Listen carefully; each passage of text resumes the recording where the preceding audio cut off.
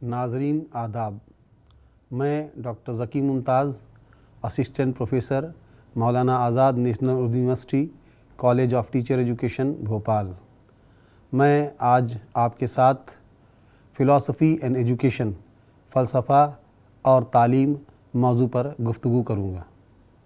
अज़ीज़ नाज़रीन, आज हम इस वीडियो के ज़रिए तालीम से मुताल्लिक़ दर्जे ज़ेल बातों को सीखेंगे।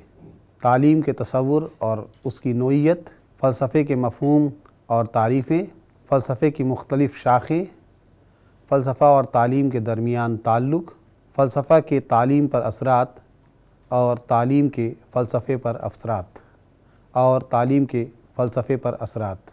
इस वीडियो के इख्तिताम तक आप इस काबिल होंगे कि तालीम के मायने, तारीफ़ और उसकी नोइयत को समझ सकें, फ़लसफ़े के मायने और मुख्तलिफ़ तारीफ़ों की वज़ाहत कर सकें, फ़लसफ़े और तालीम के दरमियान ताल्लुक़ को बयान कर सकें और उनके दरमियान बाहमी ताल्लुक़ात की वज़ाहत कर सकें, फ़लसफ़े की अहम शाखों की वज़ाहत कर सकें, फ़लसफ़े के तालीम पर असरात और तालीम के फ़लसफ़े पर असरात की निशानदेही कर सकें।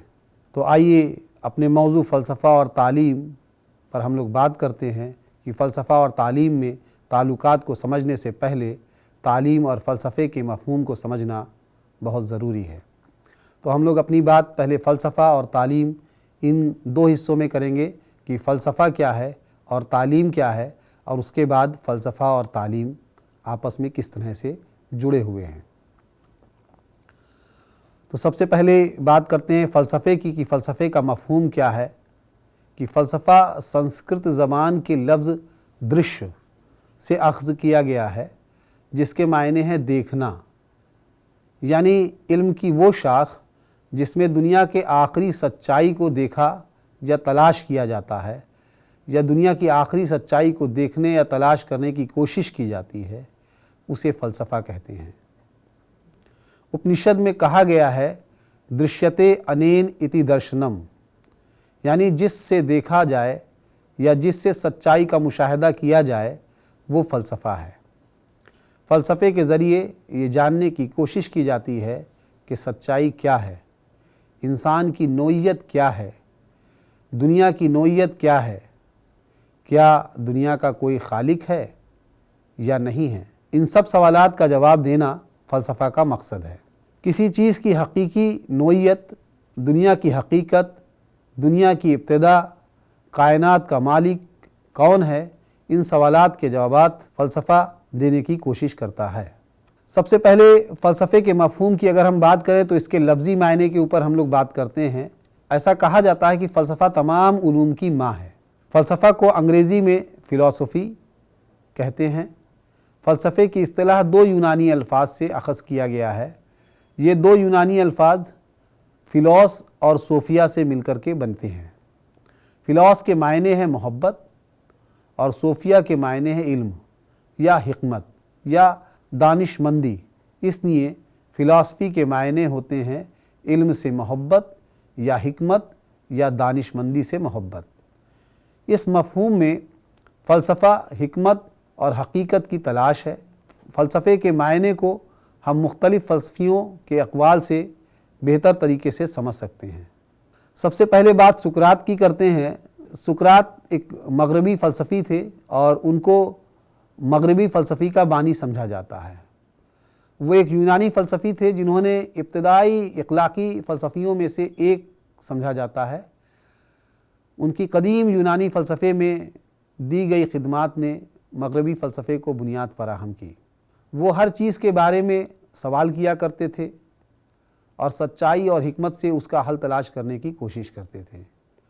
उन्होंने सवाल पूछने से मुताल्लिक़ एक तदरीसी तरीक़ेकार दिया जिसे सुकराती तरीक़ा कहा जाता है, जिसमें सवालात पूछकर तालिबे इल्मों को अपने मफ़हूम तक पहुँचने की तरग़ीब दी जाती है।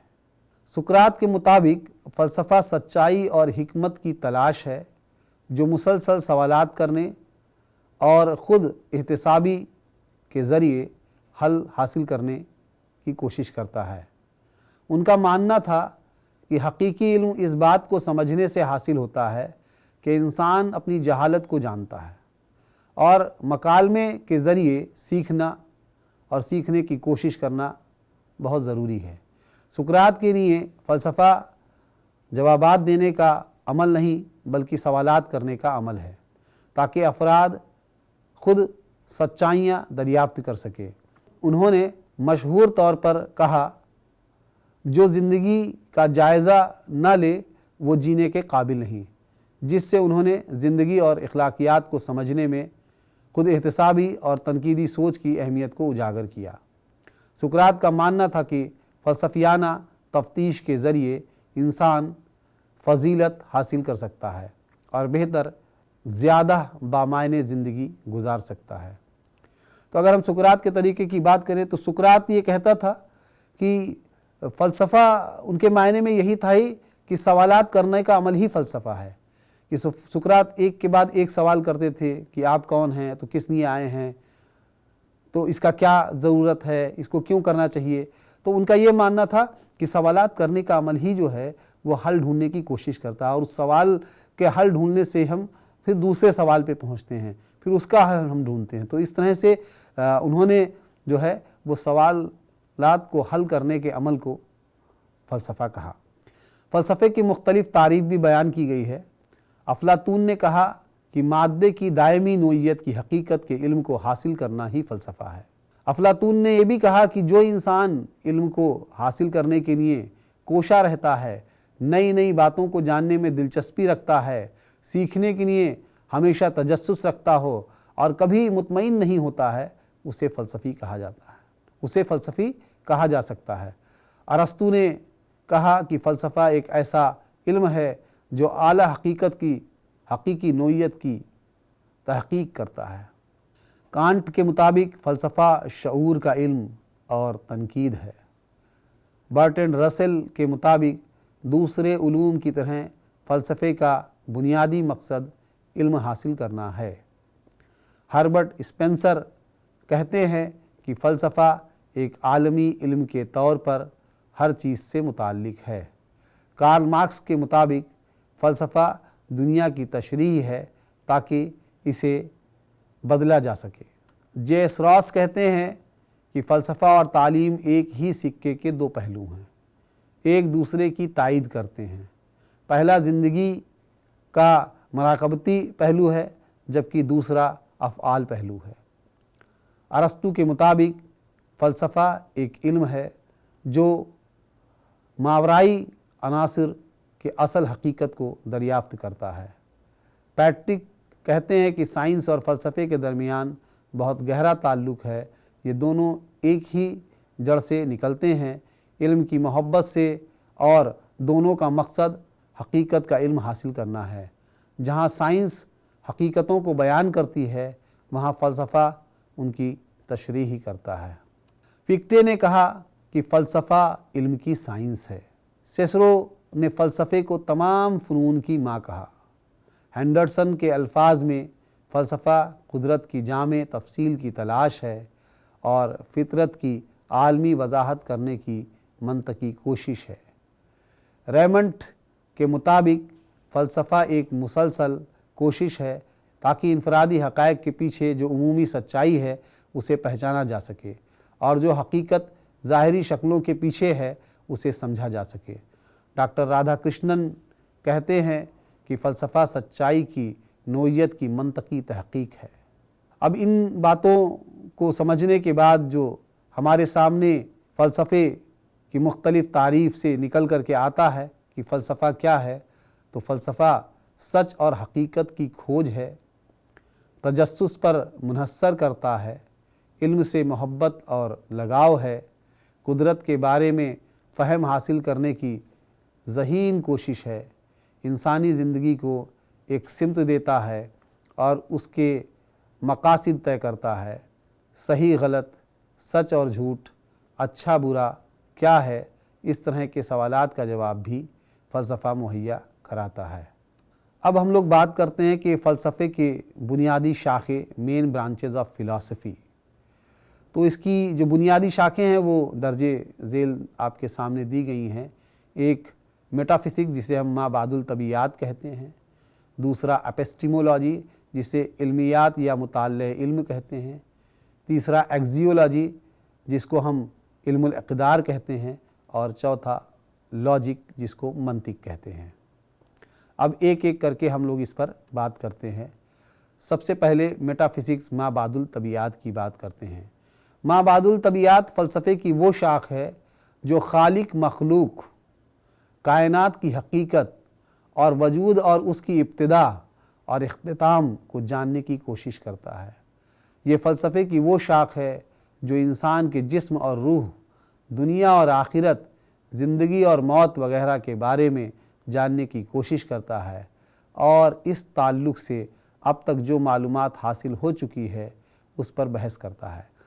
यानी कि मेटाफिज़िक्स इस माबादुल तबीयात इस बात पर गौर करती है, इस बात को जानने की कोशिश करती है कि आखिर हम कौन हैं, हम किस लिए आए हैं, खुदा कौन है, खालिक कौन है, मखलूक कौन है, कायनात कौन है, इस ज़मीन और आसमान को किसने पैदा किया और जिस्म में रूह को किसने डाला, ये दुनिया क्या है, ये आखिरत क्या है, ये ज़िंदगी क्या है, ये मौत क्या है। इन तमाम सवालात के जानने की जो कोशिश है वो फ़लसफ़े के माबादुल तबीयात शाख के तहत की जाती है।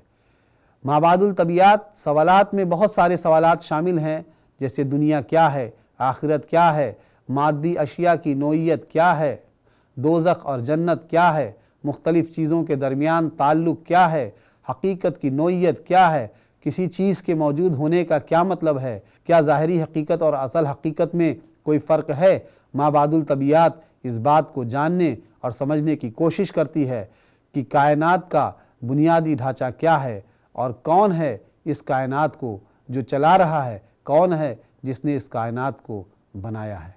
फ़लसफ़े की जो दूसरी शाख है वो इल्मियात या मुताल्ले इल्म है। ये फ़लसफ़े की वो शाख है जो इल्म और उसके मुख्तलिफ़ वसाइल, इल्म हासिल करने के ज़राए और हकीकी इल्म क्या है, इनको जानने की कोशिश करती है। फ़लसफ़े की शाख इस सवाल के इर्द गिर्द घूमती है कि हम हकीकी इल्म कैसे हासिल कर सकते हैं। यानी कि इल्म क्या है, क्या इल्म जो हम हासिल कर रहे हैं यही हकीकी इल्म है, यही दायमी इल्म है, इसको हासिल करने के ज़राए कैसे क्या हो सकते हैं, इनको हासिल किस तरह से किया जा सकता है। इन सब सवालात को जानने की कोशिश फ़लसफ़े के मुताल्ले इल्म की शाख के तहत किया जाता है। इसमें इंसानी इल्म की नोइयत, दायरे कार और हुदूद को तलाश किया जाता है और ऐसे सवालात का जवाब तलाश किया जाता है जैसे इल्म क्या है, इल्म किस तरह हासिल किया जा सकता है, इंसानी इल्म की हुदूद क्या है, इल्मिया कारिया तहकीक करते हैं कि हम चीज़ों को कैसे जानते हैं, क्या चीज़ें सबूत के तौर पर शुमार होती हैं और अक़ीदा और इल्म में क्या फ़र्क है। फ़लसफ़े की एक और शाख है जिसको हम एक्जियोलॉजी या इल्मुल इक़दार कहते हैं। एक्जियोलॉजी लफ्ज़ यूनानी अल्फाज एक्जियोस और लोगस से आया है। एक्जियोस के मायने हैं कुदरत या कद्र और लोगोस के मायने हैं मुताल्ला या बहस। तो इसलिए एक्जियोलॉजी कदरों की नोइयत और उन उसूलों को समझने पर मरकूज़ है जिनके ज़रिए इक़दारों का जायज़ा लिया जाता है और उनको अपनाया जाता है।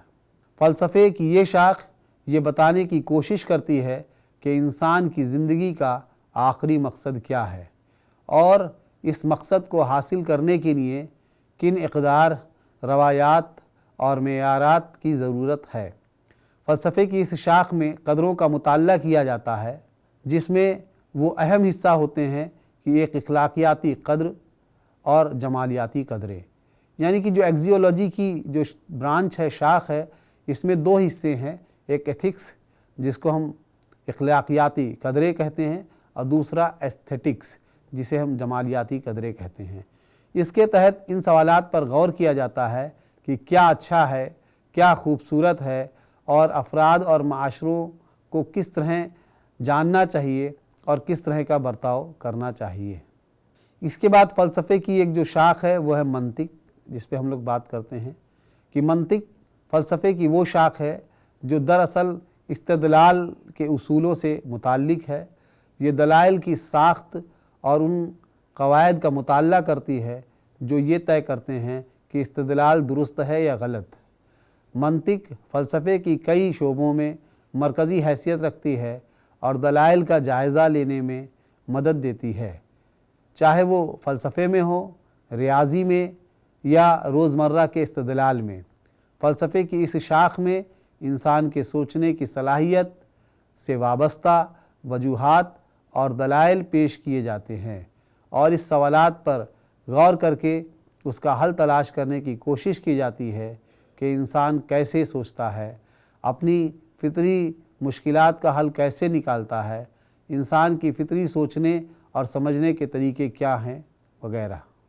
अभी तक तो हमने जो बात किया वो फ़लसफ़े के बारे में बात किया कि फ़लसफ़ा क्या है और फ़लसफ़े की मुख्तलिफ़ तारीफ़ें क्या हैं और फ़लसफ़े की मुख्तलिफ़ अहम शाखें कौन सी हैं। अब हम लोग बात करते हैं कि तालीम के बारे में कि तालीम क्या है। तो यहाँ सबसे पहले हम लोग तालीम के लफ्ज़ी मायने के ऊपर गौर करते हैं। लफ्ज़ तालीम लातीनी ज़बान के अल्फाज एजुकेटम, एजुकेयर और एजुसियर से अखज़ है। ये तीन लातीनी ज़बान के अल्फाज हैं, एक एजुकेटम, एक एजुकेयर, एक एजुसियर। एजुकेयर के मायने हैं परवरिश करना या पालना। एजुसियर के मायने हैं आगे की तरफ ले जाना या बाहर निकालना। तो परवरिश करना या पालना या आगे की तरफ ले जाना, बाहर निकालना का मतलब ये है कि बच्चे के अंदर की जो सलाहियतें हैं उनको तालीम ही बाहर की तरफ निकालती है। तो तालीम क्या है? वो कह सकते हैं अमल है जिससे बच्चे के अंदर की सलाहियतों को परवरिश दी जाए और उनको आगे की तरफ ले जाया जाए। तीसरा लफ्ज़ जो एजुकेटम है ये दो अजिज़ा से मिलकर के बना है, ई और ड्यूको। ई के मायने हैं अंदर, यानी कि अंदर से बाहर की तरफ हरकत करना या अंदर से बाहर की तरफ निकालना, और ड्यूको का मायने है तरक्की देना या आगे बढ़ना। तो हमने देखा कि एजुकेटम लफ्ज़ दो लफ्ज़ों से बना, ई प्लस ड्यूको। ई का मतलब अंदर से बाहर की तरफ निकालना, ड्यूको का मतलब आगे बढ़ाना। तो किस चीज़ को अंदर से बाहर की तरफ निकालना और किस चीज़ को आगे बढ़ाना या तरक्की देना? बच्चे के अंदर की सलाहियत को, यानी कि तालीम वो शय है जो बच्चे के अंदर की सलाहियत को बाहर की तरफ निकालती है, आगे बढ़ाती है, तरक्की देती है।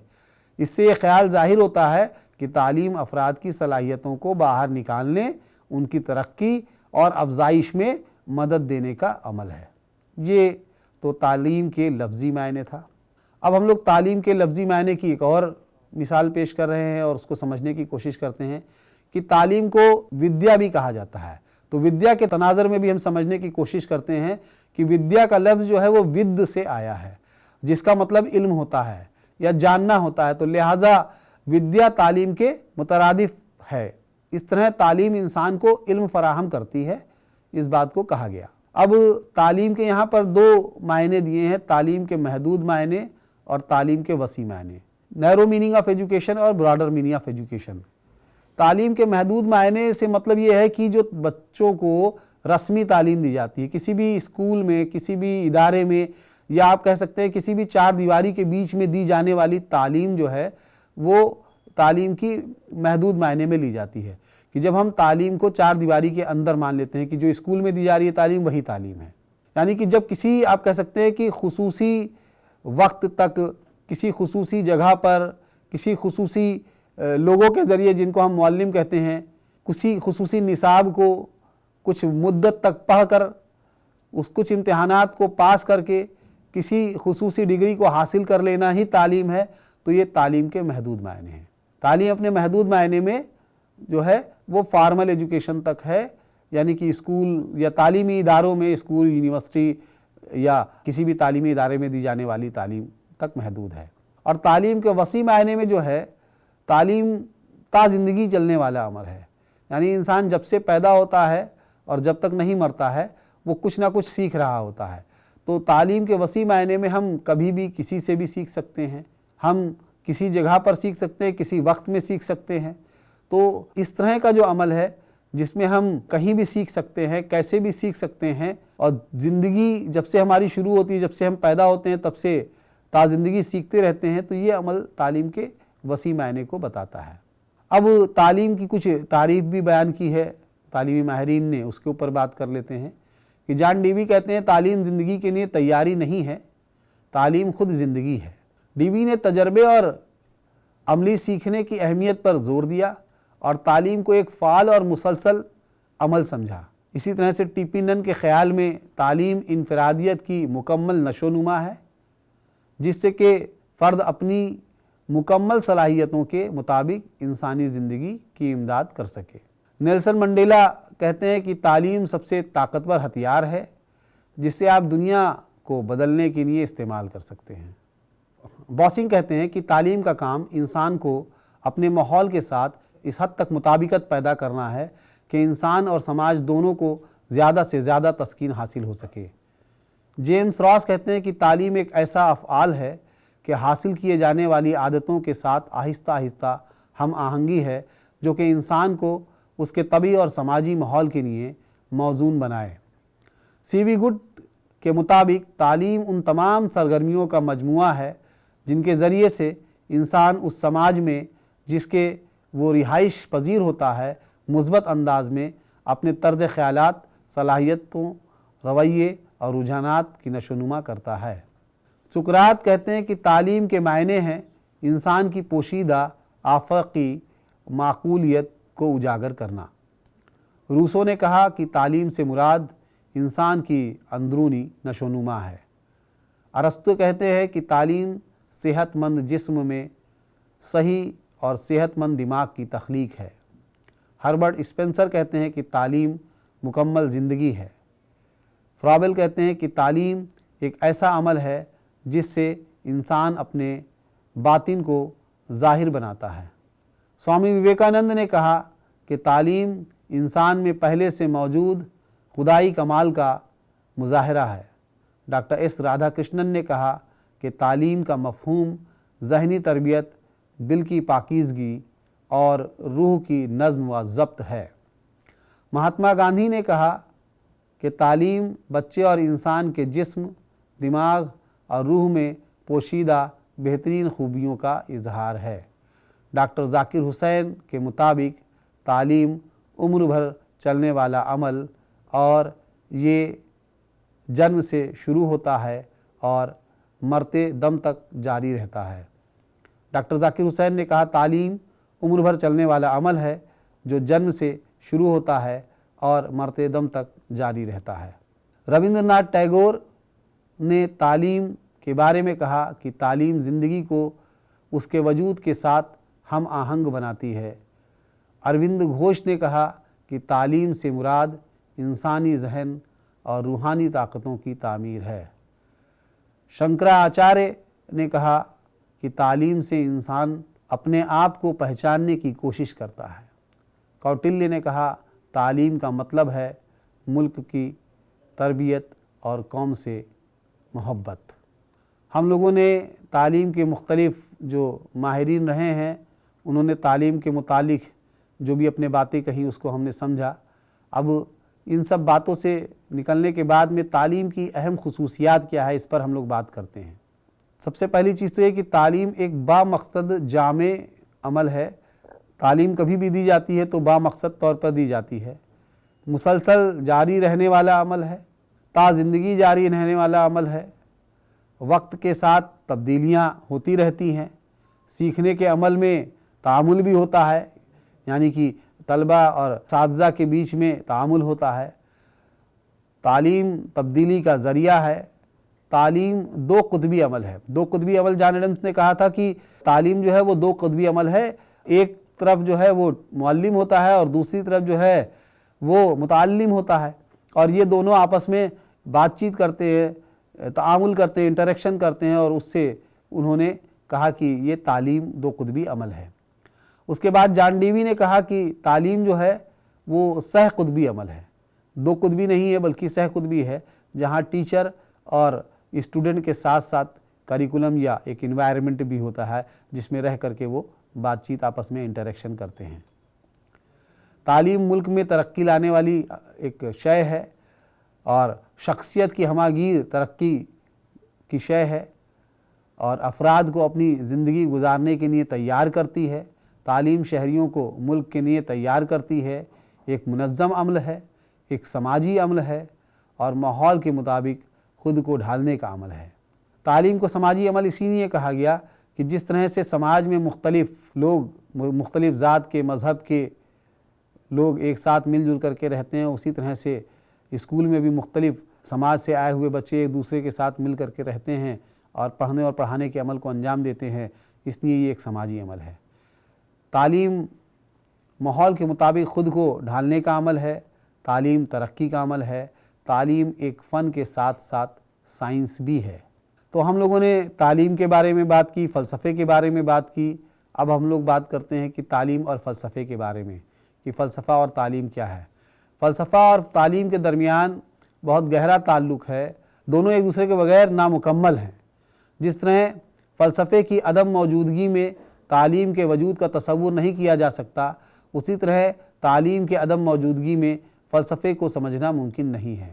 فلسفہ اور تعلیم کے تعلقات اور ان کے باہمی انحصار کو درج ذیل فلسفیوں کے اقوال کے ذریعے بھی سمجھا جا سکتا ہے۔ جیس راس کہتے ہیں کہ فلسفہ اور تعلیم ایک ہی سکے کے دو پہلو ہیں، پہلا زندگی کا فکری پہلو ہے اور دوسرا عملی پہلو، یہ دونوں ایک دوسرے کے معنی کو ظاہر کرتے ہیں۔ فکٹے کے مطابق فلسفے کی مدد کے بغیر تعلیم کا مقصد کبھی بھی مکمل طور پر واضح نہیں ہو سکتا۔ جینٹل کہتے ہیں کہ فلسفے کی مدد کے بغیر تعلیم کا عمل صحیح راستے پر نہیں چل سکتا۔ جان ڈیوی کے مطابق عام طور پر تعلیم کا نظریہ ہی درشن ہے۔ جان ایڈمز کہتے ہیں کہ تعلیم فلسفے کا عملی پہلو ہے۔ اسپنسر کا کہنا ہے کہ حقیقی تعلیم کا انتظام حقیقی فلسفے یا فلسفی ہی کر سکتا ہے۔ اب یہاں پر ہم تعلیم پر دو باتوں کی بات کریں گے کہ ایک تو impact of philosophy on education, تعلیم پر فلسفے کا اثرات، اور دوسرا impact of education on philosophy, فلسفے پر تعلیم کا اثرات۔ تو ہم لوگ پہلے بات کرتے ہیں کہ impact of philosophy on education, تعلیم پر فلسفے کا کیا اثرات پڑتا ہے۔ تو جو فلسفہ ہے وہ کہیں نہ کہیں جو ہے وہ تعلیم کے نوعیت کو بھی متاثر کرتا ہے، تعلیم کے مقاصد کو بھی متاثر کرتا ہے، تعلیم کے نصاب کو بھی متاثر کرتا ہے۔ جیسا آپ سامنے دیکھ رہے ہوں گے جو سلائیڈ میں دیا ہوا ہے کہ فلسفہ تعلیمی نظام کی کن کن چیزوں کو متاثر کرتا ہے۔ تو تعلیم کی نوعیت ہے، تعلیم کا مقصد ہے، نصاب ہے، درس و تدریس کے طریقے ہیں، نظم اور ضبط ہے، معلم ہے، طالب علم ہے، تعلیمی ادارے ہیں۔ تو ان تمام چیزوں کو جو ہے کہیں نہ کہیں فلسفہ متاثر کرتا ہے۔ آئیے اب ہم لوگ ایک ایک کر کے اس پہ بات کرتے ہیں۔ تو پہلے فلسفہ اور تعلیم کی نوعیت کی بات کریں تو مختلف آپ نے دیکھے ہوں گے فلسفے آئے ہیں۔ میں نے یہاں جو ہے مثال کے طور پہ کچھ فلسفوں کا جو ہے سلائیڈ میں دیا ہے کہ آپ کو وہ آسانی سے سمجھ میں آ جائے کہ کس طرح سے وہ تعلیمی نظام کی ہر ایک چیز کو متاثر کر رہے ہیں۔ تو کچھ فلسفوں کی مثالیں ہیں یہاں پر، جیسے جیسا فلسفہ ہوگا اسی کے حساب سے تعلیم کی نوعیت ہوگی، اسی کے حساب سے تعلیم کے مقاصد ہوں گے، اسی کے حساب سے تعلیم کے جو ہے نصاب طے کیے جائیں گے، پڑھنے اور پڑھانے کے طریقے ہوں گے۔ معلم بھی اس فلسفے کے ہی مطابق ہوگا، اس کا جو نظریہ ہوگا، اور متعلم بھی ویسے ہی ہوگا، اسکول کا ماحول بھی ویسے ہی ہوگا، نظم و ضبط کا طریقہ بھی ویسے ہی ہوگا۔ تو یہاں پر ہم نے مختصر میں بات کرنے کی کوشش کی ہے۔ تو فلسفہ اور تعلیم کی نوعیت میں کہ فلسفہ تصوریت کہتا ہے کہ جو تعلیم جو ہے وہ روحانی ترقی کے لیے ہے، وہ کہتا ہے کہ اعلیٰ ترین صلاحیتوں کی ترقی کا عمل تعلیم ہے۔ نیچرلزم کہتا ہے کہ بچے کو آزاد اور قدرتی ماحول میں تعلیم دینے کا ایک فطرتی عمل ہے، اور اسی طرح سے فلسفہ عملیت کہتا ہے کہ معاشرے کے ذریعے اور تجربات کے ذریعے حاصل کیا جانے والا جو سماجی عمل ہے وہ تعلیم ہے۔ فلسفہ انسانیت کہتا ہے کہ انسانی مسائل اور انسانی بہبودی کے تئیں حساسیت کا ذریعہ بننے والا عمل تعلیمی عمل ہے۔ تو کسی نے اس کو روحانی عمل کہا، کسی نے اس کو فطری عمل کہا، کسی نے سماجی عمل کہا، اور کسی نے حساسیت کا ذریعہ بننے والا عمل کہا۔ تو جیسا فلسفہ تھا، جس طرح سے فلسفے کا نظریہ تھا، اس نے تعلیم کی نوعیت کو اسی حساب سے بیان کیا۔ اسی طرح سے فلسفے اور تعلیمی مقاصد کی فلسفے کا تعلیم کے مقصد پر کیا اثر پڑتا ہے کہ آپ دیکھیے کہ جس طرح سے فلسفہ ہے اسی طرح سے تعلیم کے مقصد ہے۔ تصوریت کا جو مقصد ہے وہ خود شناسی یا روحانی نشو و نما کرنا ہے۔ فلسفے حقیقت پسندی کا جو مقصد ہے وہ بچے کو حقیقی زندگی کے لیے تیار کرنا ہے۔ فلسفے فطرت پسندی کا جو مقصد ہے بچوں کو اس کی فطرت کے مطابق آزادانہ طور پر نشو و نما کرنا ہے اور اس میں جسمانی قوتیں پیدا کرنا ہے۔ فلسفے عملیت جو ہے وہ بچے کو سماجی ترقی دینے کی بات کرتا ہے، تعلیم کو بچے کے لیے مفید مانتا ہے اور کہتا ہے کہ اس کا مقصد انسان کو بدلتی ہوئی صلاحیتوں اور ماحول کے بدلتے ہوئے حالات کے مطابق بدلتے رہنا ہے۔ فلسفے انسانیت کہتی ہے کہ انسانی کمال اور فضیلت کو فروغ دینا اور انسانی فلاح و بہبود کو فراہم کرنا۔ اس لیے آپ یہ دیکھ سکتے ہیں کہ الگ الگ فلسفے ہیں لیکن سبھی نے اپنے حساب سے، اپنے نظریے کے حساب سے تعلیم کے مقاصد کو بیان کیا ہے۔ اب آپ دیکھیے فلسفہ اور نصاب کہ جس طرح سے الگ الگ فلسفے ہیں اور ان کے مقاصد ہیں تو ظاہر سی بات ہے کہ ان کی مقاصد کو پورا کرنے کے لیے نصاب میں بھی ان چیزوں کو رکھا جائے گا۔ تو ان فلسفوں نے اپنے اپنے حساب سے، اپنے نظریے کے حساب سے نصاب کے بارے میں بھی بتایا۔ فلسفہ تصوریت کہتا ہے جو نصاب ہونا چاہیے کیسا ہونا چاہیے کہ انسانی افکار، احساسات، نظریات اور ابدی اقدار کو اہمیت دی جائے۔ فلسفہ حقیقت پسندی کہتا ہے کہ نصاب ایسا ہو جس میں ان مضامین کو جگہ ملنی چاہیے جو بچے کے لیے مفید ہوں اور اسے حقیقی زندگی کے لیے تیار کریں۔ فلسفہ فطرت پسندی کہتا ہے کہ جو نصاب ہو وہ ایسا ہونا چاہیے جو بچوں کی دلچسپی، تجربات، فطری سرگرمیوں اور انفرادی اختلافات کو کے مد نظر رکھ کر تیار کیا گیا ہو۔ فلسفہ عملیت کہتا ہے کہ نصاب ایسا ہونا چاہیے جو سماجی افادیت والا ہو، تجربات کے اصولوں پر مبنی ہو، مضامین کو اہمیت دی جانی چاہیے اس طرح کے۔ فلسفہ انسانیت کہتا ہے کہ نصاب لچکدار ہونا چاہیے اور اس میں انسانی نظریات اور ثقافتی ورثے کو جگہ دی جانی چاہیے۔ تو جو الگ الگ فلسفے ہیں انہوں نے اپنے حساب سے بتانے کی کوشش کی ہے کہ کیا کیا جو ہے نصاب میں چیزیں ہونی چاہیے۔ اسی طرح سے فلسفوں کا جو ہے وہ درس و تدریس کے جو طریقے ہیں ان پر بھی اثر پڑتا ہے۔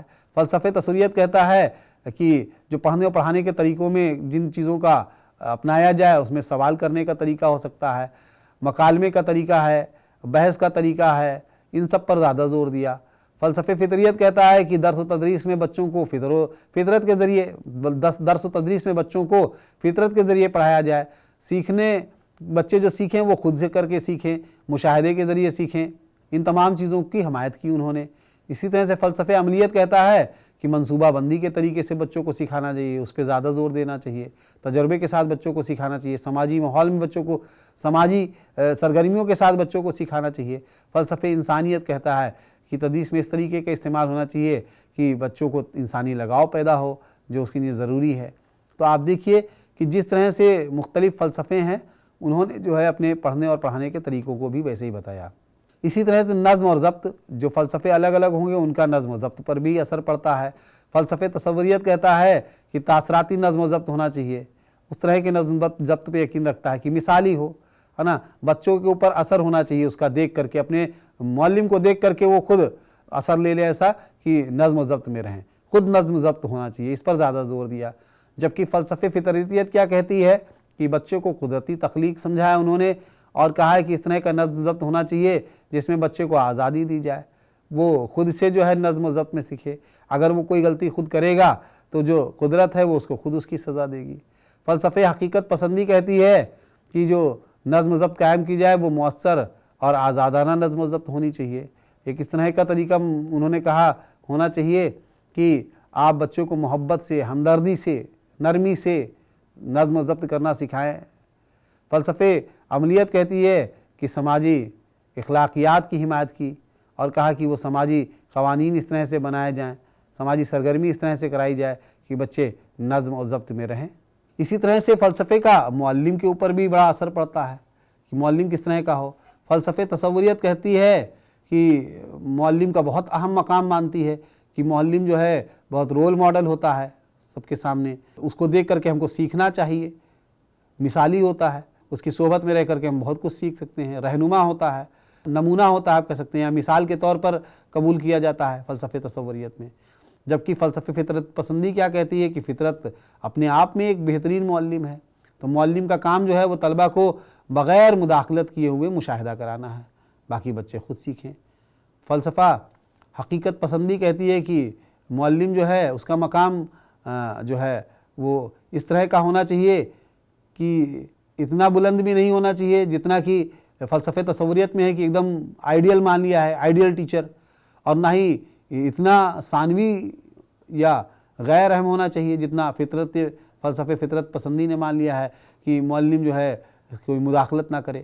ان کا ماننا ہے کہ بچے کو ضرورت کے حساب سے جو ہے توجہ دی جانی چاہیے، اس کو نظم ضبط میں رکھنا چاہیے، کب اس کو ضرورت دینی ہے، کب اس کو ضرورت ہے، کتنی ضرورت ہے، کن چیزوں کو سکھایا جائے، کن چیزوں کو روکا جائے، ان کو سمجھنا چاہیے۔ فلسفہ عملیت کہتا ہے کہ بچوں کو دوست بنایا جائے، رہنما بنایا جائے، آپ مشیر بنیے ان کے، ہے نا، بچوں کو آپ جو ہے اپنا باہمی تعاون سے سیکھیں، سماجی رویوں سے بچے سیکھیں، سماجی دلچسپی آپ ان کو اندر فروغ کیجئے، تو آپ ایک بچوں کے اندر اچھے سے نظم ضبط پیدا کر سکتے ہیں۔ تو آپ نے یہ دیکھا کہ کس طرح سے جو ہے الگ الگ فلسفے ہیں جو معلم کے بارے میں بتاتے ہیں کہ معلم کو کس طرح سے ہونا چاہیے۔ اس کے بعد طالب علم کس طرح کا ہونا چاہیے، تو فلسفے تصوریت جو ہے وہ اپنے حساب سے طالب علم کی بات کرتا ہے۔ تو ان کا مطلب یہ ہے کہ جو طالب علم ہے اس کی بنیادی فطرت کیسی ہونی چاہیے کہ وہ بنیادی رجحانات کو سمجھے، اپنے آپ کو ٹیچر کی رسپیکٹ کرے۔ فطرت جو ہے وہ طالب علم کو تعلیم سیکھنے کے عمل میں خود اپنے آپ سے بہت سی چیزوں کو سکھاتی ہے۔ فلسفے تصوریت کہتی ہے کہ طالب علم جو ہے وہ ایسا ہونا چاہیے جو ایک دوسرے کی سے سیکھے، اپنے معلم سے بہت سی چیزوں کو سیکھے، اس کے مطابق جو ہے وہ کام کرے اور اپنے آپ کو جو ہے روحانیت پر زور دے۔ جبکہ فلسفے فطرت پسندی یہ کہتی ہے کہ طلبہ جو ہے وہ فطرت سے بہت سی چیزوں کو سیکھ سکتا ہے، اور معلم کو چاہیے کہ وہ اس کو آزادی دے، اور طلبہ جو ہے فطرت سے، فطرتی سرگرمیوں سے، فطرتی قانون جو ہیں ان سے اپنی دلچسپیوں اور رجحانات کے مطابق چیزوں کو سیکھے۔ فلسفے عملیت کہتی ہے کہ انسان کو ایک ایسا سماجی وجود سمجھا جانا چاہیے کہ وہ طالب علم کو، فلسفے عملیت انسان کو ایک سماجی وجود سمجھتی ہے، اور وہ یہ کہتی ہے کہ طالب علم پر اس بات کا زور دیا جانا چاہیے کہ وہ سماجی رویوں کو سمجھے اور اس کے حساب سے عمل کرے۔ عملیت پسندی طالب علم کو معاشرے کا مفید کن بنانا چاہتی ہے، اس لیے تعلیم میں مساوی اور تعاون کے جذبے کو اہمیت دیتی ہے۔ اب ہم لوگ بات کرتے ہیں فلسفے اور تعلیمی ادارے کے بارے میں کہ جس طرح سے فلسفہ ہے اسی حساب سے تعلیمی ادارے ہوں گے۔ فلسفے تصوریت جو ہے وہ کہتی ہے کہ تعلیمی اداروں کا ماحول روحانی اور اثر انداز ہونا چاہیے۔ فلسفے فطرت پسندی کے حساب سے تعلیمی اداروں کا جو ماحول ہے وہ سخت نہیں ہونا چاہیے بلکہ قدرتی اور آزادانہ ہونا چاہیے، جہاں بچے اپنی مرضی کے مطابق کام کا انتخاب کر سکیں، ان کو کام کرنے کا موقع ملے۔ فلسفے عملیت کہتا ہے کہ تعلیمی ادارے کس طرح کے ہونے چاہیے، اعلیٰ سماجی ماحول پیدا کرنے والے ہونے چاہیے، اس پر زور دیتا ہے۔ ان کے مطابق تعلیمی ادارے ایک ایسے سماجی ادارے ہیں اور ایسے معاشرے کا حقیقی نمائندہ ہونے چاہیے جہاں بچے اجتماعی زندگی کا حقیقی تجربہ حاصل کر سکیں۔ فلسفہ حقیقت پسندی کہتا ہے کہ ادارے معاشرے کا آئینہ ہونا چاہیے جو معاشرے کی حقیقی تصور کو پیش کر سکیں۔ اس لیے تعلیمی ادارے ایسے ہونے چاہیے کہ وہ بچے کو حقیقی دنیا کا علم دے سکیں۔ اس لیے تعلیمی ادارے انسانوں کی حقیقی تشکیل کا مقام ہونا چاہیے۔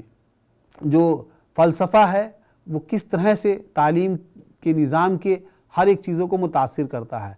مختلف جو فلسفے ہیں ان کے حساب سے تعلیم کے معنی، تعلیم کی نوعیت الگ الگ ہے، تعلیم کے مقاصد الگ الگ ہے، ان مقاصد کو پورا کرنے کے لیے نصاب میں کس طرح کی چیزیں ہونی چاہیے وہ بھی الگ الگ ہے، اور فلسفہ یہ بتاتا ہے مختلف کہ کس طرح سے جو ہے تعلیم کے درس و تدریس کے طریقے ہونے چاہیے، معلم کو ہونا چاہیے اور طلبہ کو ہونا چاہیے، اور تعلیمی ادارے ہونے چاہیے، اور نظم و ضبط قائم کی جانی چاہیے۔ اسی طرح سے فلسفہ اور درسی کتابیں، کہ جس طرح کا فلسفہ ہوگا اس طرح سے کتابوں میں جو مواد ہوگا اس میں بھی اس کا کہیں نہ کہیں آپ کو ریفلیکشن دکھائی دے گا۔ فلسفہ اور تعلیمی انتظامیہ، فلاسفی اینڈ ایجوکیشنل ایڈمنسٹریشن، جس طرح کا فلسفہ ہوگا اسی طرح کا جو آپ کو تعلیمی انتظامیہ بھی دکھائی دے گا کہ انتظامیہ کس طرح کا ہے۔ Philosophy and policy, formulation and reform, فلسفہ اور پالیسی کی تشکیل و اصلاحات، کہ جس طرح کا فلسفہ ہوگا اس کے اثرات جو ہے وہ کہیں نہ کہیں پالیسی میں بھی دکھائی دیں گے۔ تو یہ ہم لوگوں نے بات کیا کہ فلسفہ کس طرح سے تعلیم کو متاثر کرتا ہے۔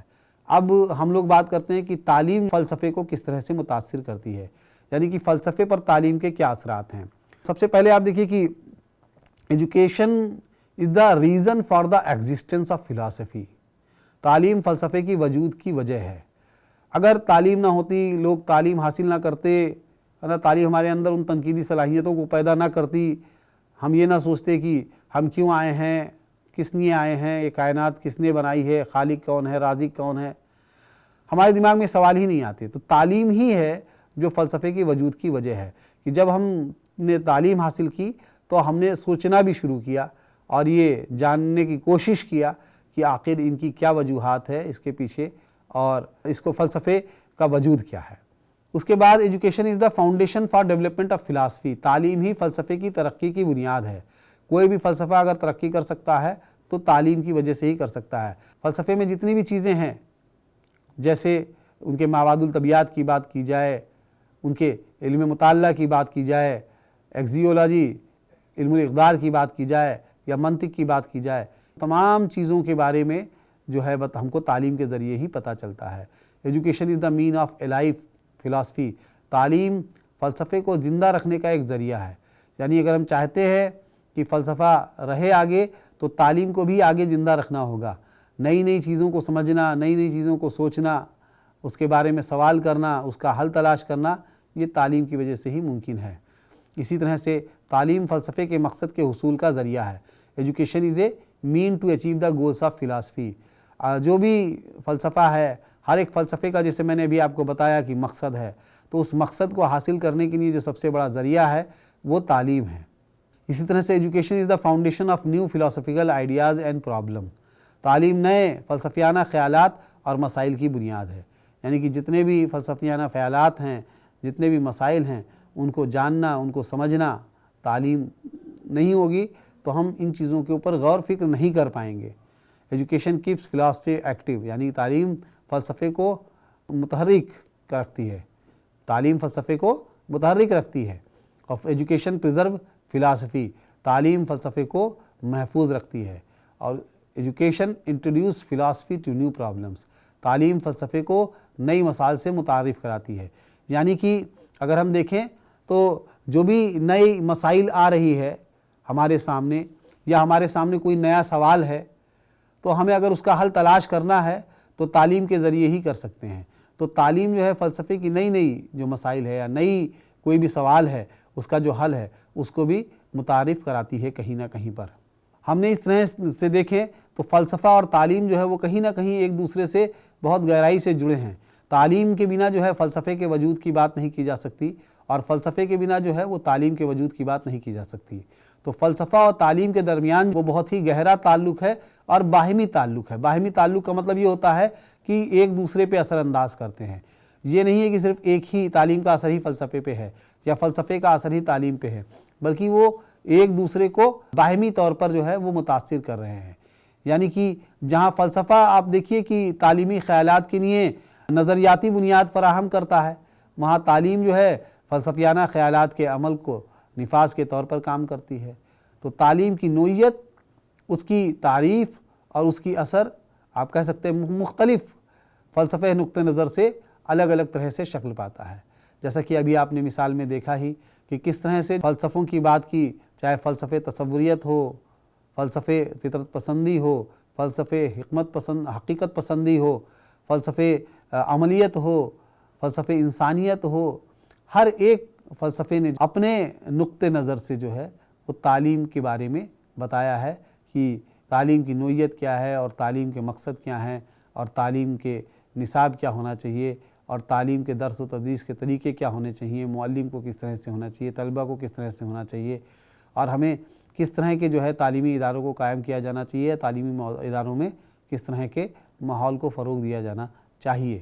تو ہم دیکھتے ہیں کہ تعلیم کی نوعیت اور اس کی تعریفیں جو ہیں اور اس کا جو اثرات ہیں مختلف فلسفیانہ نقطہ نظر سے شکل پاتے ہیں، جو تدریسی سیکھنے اور نصاب کی ترقی پر اثر انداز ہوتے ہیں۔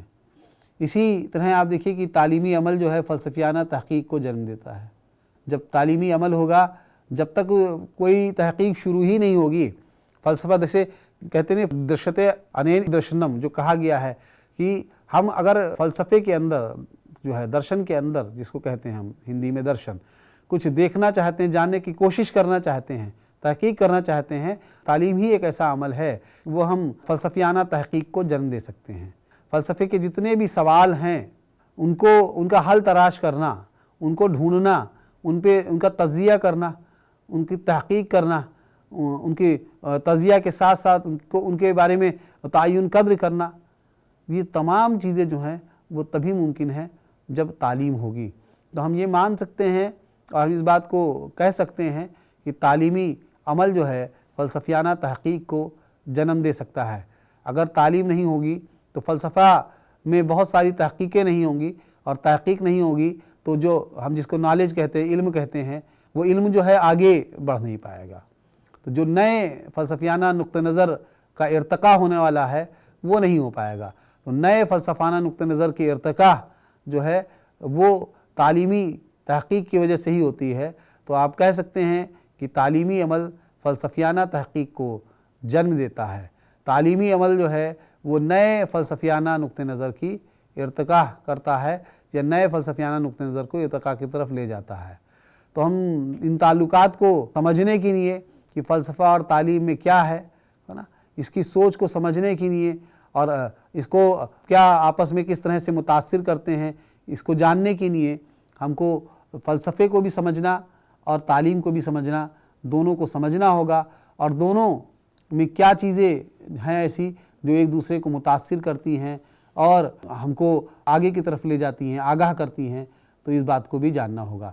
تو اس طرح سے فلسفہ اور تعلیم کے درمیان بہت گہرا تعلق ہے، اور دونوں فلسفہ اور تعلیم کی جو مشقوں کے لیے ایک سوچ سمجھ کر اور آگاہ طریقے سے فروغ دینے کی ضرورت ہے۔ تو اس طرح سے ہم دیکھتے ہیں کہ فلسفہ اور تعلیم ایک دوسرے کے ساتھ بہت باہمی طور پر جڑے ہوئے ہیں۔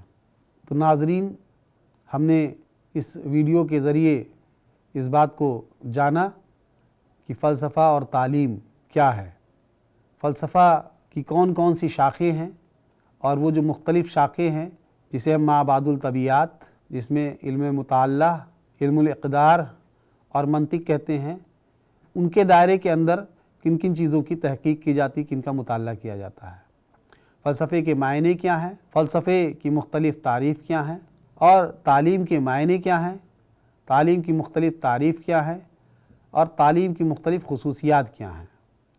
اس کے ساتھ ہی فلسفہ کس طرح سے تعلیمی نظام کے تمام چیزوں کو متاثر کرتا ہے، اور ہم نے یہ بھی جانا کہ مختلف فلسفے جیسے فلسفے تصوریت، فلسفے فطرت پسندی، فلسفے حقیقت پسند، فلسفہ عملیت اور فلسفہ انسانیت کس طرح سے تعلیم کے مختلف اجزاء کو، جیسے کہ مقاصد، نصاب، درس و تدریس کے طریقے، معلم، طلبہ، تعلیمی ادارے، ان تمام چیزوں کو متاثر کرتے ہیں۔